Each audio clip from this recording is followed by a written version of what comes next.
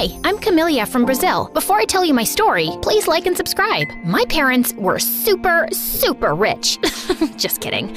We were living in the poorest neighborhood in town. Mom stayed at home and Dad mowed lawns, and we had little to no money. Maybe I should have subscribed to this channel and tried to win $10,000. Hey, you should try that. Subscribe to MSA today, and you could be the lucky winner of $10,000 in just 7 days. Fingers crossed. But anyways, being poor didn't stop my parents from spoiling my younger brother Pedro rotten. You see, Pedro was a genius. By the time he was 8 months old, he could say his alphabet and count to 100. By the time he was 2, he was doing mathematical equations and solving puzzles. Our baby is a genius. He's going to make us so proud. And what am I? Chopped liver? On my 5th birthday, instead of the princess house with the car and pool I wanted, Mom stitched me a doll from old clothes. We just don't have the money, sweetie. But Pedro received a brand new remote control car. Sweetie, we had to get Pedro something as well. That wasn't even the worst of it. Pedro was allowed to go to school, and I wasn't. My parents said it was because Pedro had a special gift, so they used all the money they had to send him to a private school for gifted children, and they couldn't even afford books for me to go to a public school. Life was so unfair. I felt so invisible. The only time my parents saw me was when they wanted me to do some chore around the house. Over time, I just got used to it. And since I couldn't read books to myself, or I didn't have a phone to watch videos, I started to sew to pass my time. Camelia, what did you do to my curtains? I fell in love with creating new things from old stuff, and I wanted to become a fashion designer. Because of how differently my parents treated Pedro and me, we never grew up close, and he always saw me as his slave, even though I was older than he was. Clip my toenails, clean my shoes. When I was 11, I begged my parents to send me to a sewing school. Mom, Dad, I deserve to be able to follow my dreams too. They don't have the money to send you to some stupid sewing school when they're going to send me to the most prestigious college in the country. I'm sorry, Camilla, but we have to support the child who has greater potential and will make the family proud. With that, Mom and Dad just walked away as Pedro stood there with a stupid smirk on his face.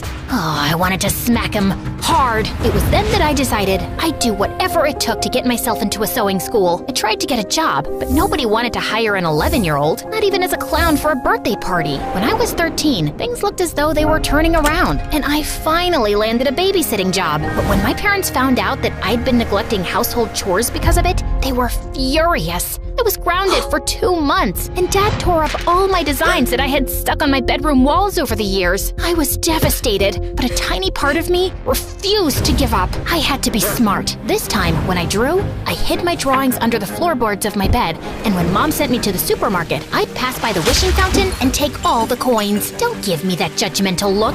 But after 3 years of saving those coins, it still wasn't enough. Luckily for me, my life took an amazing turn when I turned 16, and that set things in motion for me. One day, while drawing in my room, I was so focused that I didn't see this girl peeking in at me through the window. Wow, that looks amazing! Ah! I toppled out of my chair and fell to the ground. The girl then did a backflip through my bedroom window and came in.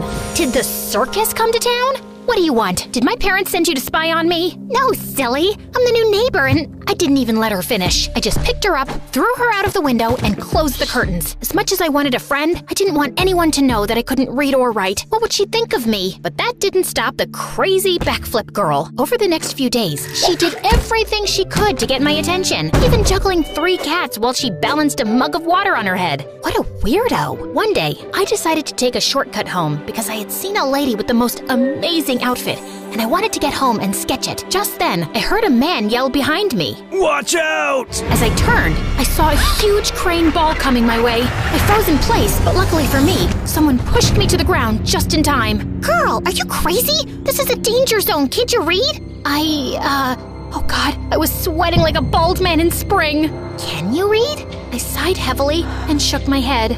That's okay. I can't draw amazing fashion designs like you can. Let's go and grab some ice cream. My treat. While eating the ice cream, crazy backflip girl, Sophia, told me that she had moved next door with her parents and older brother Harrison. Also, that Harrison was a rotten egg and always got himself into trouble. She also told me that her father lost his job after his boss accused him of stealing money from his office and then blacklisted him so no one else would hire him, while her mother worked as a maid for some rich lady. I told her that my parents hated me and wouldn't even let me go to school while they treated Pedro like he was a prince. What do they think this is? The 16th century? No girl left behind. Woman power!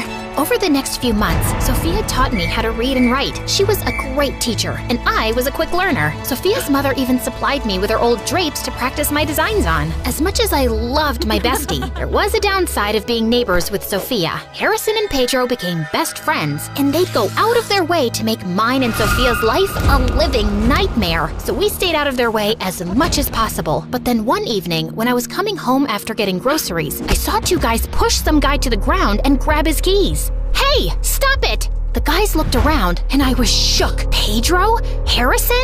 Let's get out of here! They hopped into the car and sped off. Was Pedro crazy? That night, I cornered Pedro in his room. What the heck was that stunt you pulled today? What I do is none of your business. You're my younger brother. Of course it's my business. If you tell Mom and Dad anything, I'll tell them that Sophia has been tutoring you. I couldn't afford to lose Sophia's friendship. So, I kept my mouth shut and kept a close eye on Pedro. I found out that he'd been failing his subjects in school, and he was missing classes to hang out with Harrison and his goons. I was so frustrated that I thought my head was going to explode.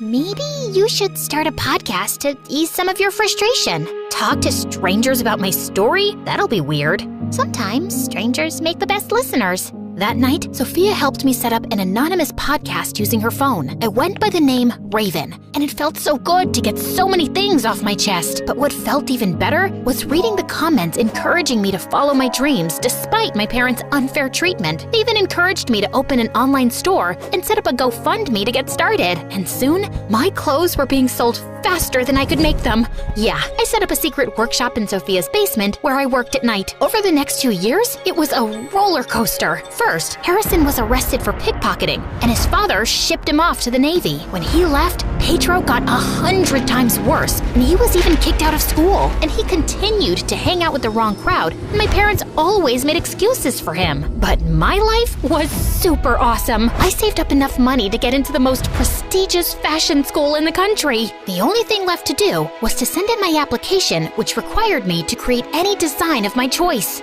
You've got this, bestie. I'm rooting for you.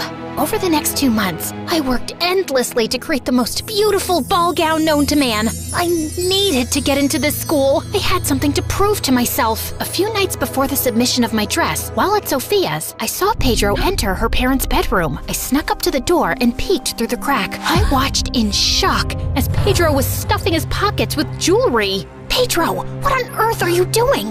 Pedro gave me one look and jumped through the window like a frog. Sophia and her parents had been too good to me to let Pedro get away with this. I ran home, but when I opened the door, the confrontation did an Uno reverse on me. Dad glared at me as he was holding a necklace in his hand. Camellia, why was this in your dresser? As if on cue, Pedro walked into the room to examine the necklace. Wait, isn't that Sophia's mother's? You should know, since you stole it. Pedro told us that he saw you take this. I didn't steal anything. It was Pedro. I just don't understand where we went wrong with you.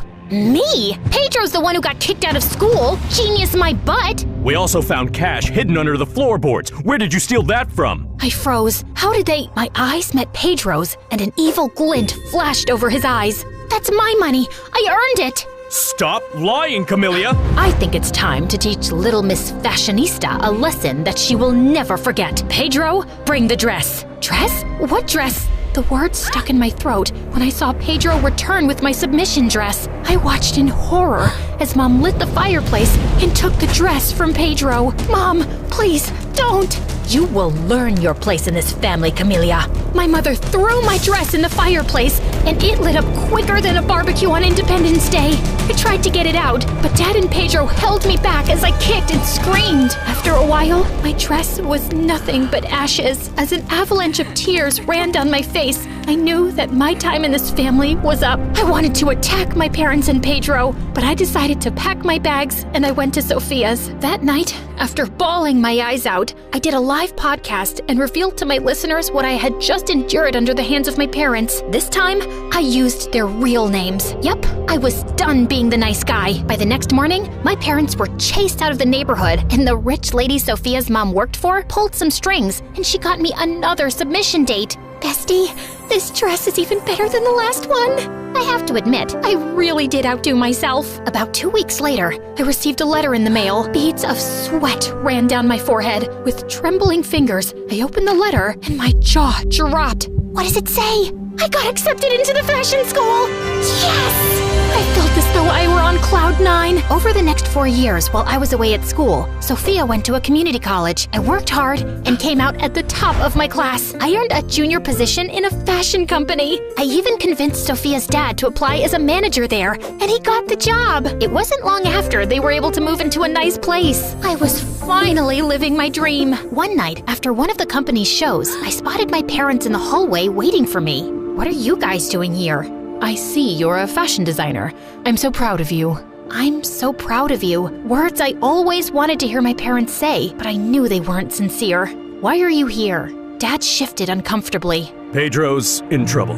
He and some of his friends got caught breaking into a bank and we need money to bail him out. And after everything you and Mom did to me, you think that I would help you? Sweetheart, we're family, and that's what families do. They help each other out. But where was my family growing up? Where were you when I needed you? Are you going to help or not? Not. Had you done your job as parents and parented Pedro instead of letting him wrap you around his finger, he wouldn't be in a jail cell now. As I looked across the room, I saw Sophia and her parents waiting for me. Now, if you'll excuse me, I'm going to join my real family. I pushed past my parents and walked toward the people who helped me and never turned their backs on me. Family is not just about blood, but those who stood by you through thick and thin. Have I told you guys how amazing you are?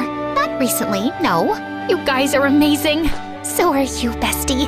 I love you, and I'm so proud of you. I love you too.